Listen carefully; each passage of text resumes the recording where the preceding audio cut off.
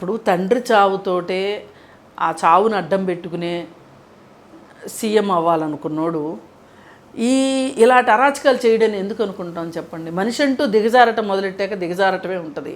ఆయన నేను ఆర్థికంగా ఉన్నత శిఖరాలకు వెళ్తున్నాను అని అనుకుంటున్నాడు, కానీ ఆయన అధపాతాళానికి వెళ్ళాడు. అందుకే ఇవాళ 11 మంది ఎమ్మెల్యేలతోటి సరిపెట్టుకుని ఇవాళ ఏ మొహం పెట్టుకుని అసెంబ్లీకి వెళ్ళాలి అని ఆలోచిస్తున్న పరిస్థితుల్లో జగన్మోహన్ రెడ్డి ఉన్నాడు అంటే, ఇప్పుడు కావాల్సిన వాళ్ళందరితోటి స్టేట్మెంట్లు ఇప్పించుకునే పరిస్థితికి వచ్చాడు అంటే, ఇప్పుడు ఈ కావాల్సిన వాళ్ళందరూ ఇప్పుడు ఉండవల్లి గారు మొన్న ఒక పెద్ద ప్రెస్ మీట్ పెట్టేసేసి ఈ గెలుపుకు కారణం పవన్ కళ్యాణ్ అని ఆయన నిర్ధారించేశాడు.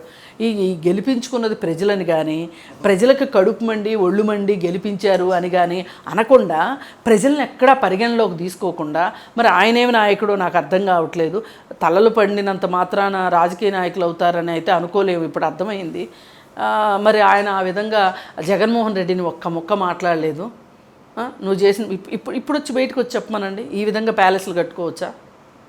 కట్టుకుంటే కూడా మీరు సమర్థిస్తారా? ఇప్పుడు కూడా మేడం స్ట్రైట్గా ఒక ప్రశ్న అడుగుతాను. గతంలో భారతీ గారిని ఎవరన్నా పల్లెత్తి ఒక మాట అన్నాలన్నా కానీ భయపడేవాళ్ళు.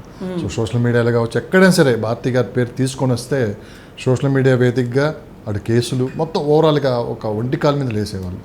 కానీ ఈ ప్యాలెస్లు కావచ్చు, కుటుంబ గొడవలు కావచ్చు, మొత్తం దీని అంతటికీ కారణం అంటే వైఎస్ఆర్సీపీ ఈరోజు ఇంత ఘోర ఓటమికి కూడా ప్రధాన కారణం భారతీ గారి ఐడియాలజీ కొంపముంచింది. భారతీ గారి ఆలోచనలో ఈ విధంగా ఈ ప్యాలెస్లు కావచ్చు, ఈ ఆస్తులు కావచ్చు అని చెప్పి ఇప్పుడు బయటకు వచ్చి చాలామంది మాట్లాడుతున్నారు.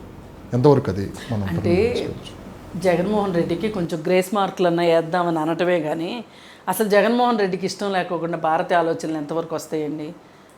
అసలు మామగారి అధికారాన్ని అడ్డం పెట్టుకుని ఆవిడ సూట్ కేస్ కంపెనీలు ఎలా పెట్టగలుగుతుందండి? ఆ రోజు నుంచి మొదలెట్టి జగన్మోహన్ రెడ్డి చేయకుండా ఎక్కడ జరుగుతుందండి? ఆయనకున్న ఏకైక ఉద్యోగస్తుడు ఆడిటర్ విజయసాయిరెడ్డి. ఒక్క విజయసాయిరెడ్డి ఎంప్లాయీ తోటి ఆయన సూట్ కేస్ కంపెనీలు అన్నీ పెట్టి అన్ని కోట్లు, వేల కోట్లు సంపాదించాడు. సరే, నువ్వు సీఎం అవ్వాలి అని ఆవిడ అనుకుంటే చెప్పలేం, కానీ ఒకవేళ వివేకానంద రెడ్డిని అవినాష్ రెడ్డికి అడ్డు తొలగించాలి అని ఆవిడ అనుకుంటే కాదనలేము. అత్తగారిని ఇంట్లో ఉండనివ్వకుండా అత్త కోడళ్ళు పంచాయతీలాగా చేసి అత్తని ఇంట్లో ఉండనివ్వకుండా చేసింది అంటే ఒప్పుకోగలము. చెల్లెలకి సరిగా వాటాలు ఇవ్వనివ్వలేదు అంటే ఒప్పుకోగలం, కానీ ఈ రాజకీయ నిర్ణయాలన్నీ కూడా ఆమె భారతీ చేసింది అని అనడానికి ఎలా కుదురుతుందండి? ఇంతమంది మనగాళ్ళందరూ ఏమైపోయారండి? వీళ్ళందరూ ఏం చేశారండి ఆ రోజు? అంటే వీళ్ళందరితో కూడా ఆమె చెప్పిందా? ఇది తప్పుడు మాట అండి. ఏంటంటే ఏ కుటుంబం అయినా బాగుంటే మగవాడి దక్షత అంటారు. ఆ కుటుంబం ఏదన్నా నాశనం అయితే ఆడపెత్తనం అంటారు. ఇది అనాదిగా వస్తున్నది. ఆడవాళ్ళని ఇంకొక మాట మీద ఇంకొక మాట అనడానికి పనికొస్తుంది తప్పితే, ఈ తప్పుడు నిర్ణయాలన్నిటికీ కారణం జగన్మోహన్ రెడ్డి పిచ్చి. ఆ పిచ్చి పరాకాష్ఠకి వెళ్ళింది. కాకపోతే ఆ పిచ్చిని ఆవిడ ఆమోదించి ఉండొచ్చు, దాన్ని ఇంకొంచెం పెంచి ఉండొచ్చు, కానీ ప్యాంపర్ చేసి ఉండొచ్చు, కానీ ఆవిడ వల్ల అంటే మటుకు నేను ఒప్పుకోనండి. ఎందుకంటే ఈయనకైనా తక్కువ ఉన్నారు రాజకీయ సలహాదారులు. కానీ 151 సీట్లు ఇచ్చారు 2019లో. కానీ ఈరోజు ఒక్కసారిగా వాతావరణం మారిపోయింది. జెండా పట్టుకొని బయటికి రావాలంటే భయపడుతున్నారు. ఎక్కడ చూసినా నిశ్శబ్దం. వైఎస్ఆర్సీపీ పార్టీ ఉందా లేదా అనే పరిస్థితికి వెళ్ళిపోయింది. అంటే వీళ్ళు తీసుకున్న నిర్ణయాలు కావచ్చు. ఇప్పుడు చాలామంది ఎక్స్ఎమ్మెల్యేలు అంటే గతంలో ఎమ్మెల్యేలు నోరు విప్పుతున్నారు. ఆ రోజు మాకు ముఖ్యమంత్రిని కలవటానికి కూడా అవకాశం ఇవ్వలేదు, గంటల లెక్క కాదు, వారాల లెక్క కాదు, నెలల లెక్క కూడా మేము వెయిట్ చేసినా కానీ అవకాశం ఇవ్వలేదు.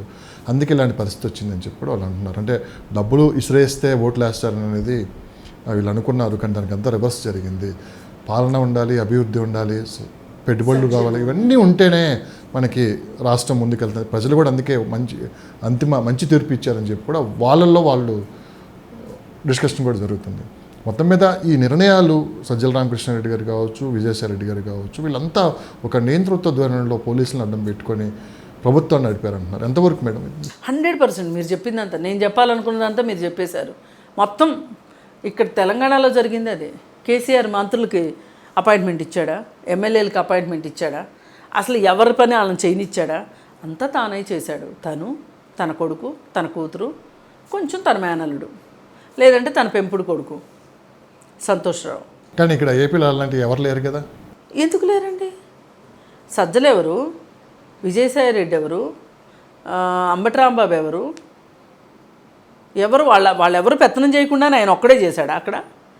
వాళ్ళందరూ చేశారు పెత్తనం. కాకపోతే ఇక్కడ ఒక కుటుంబంగా ఉంది, అక్కడ కుటుంబంగా లేదు.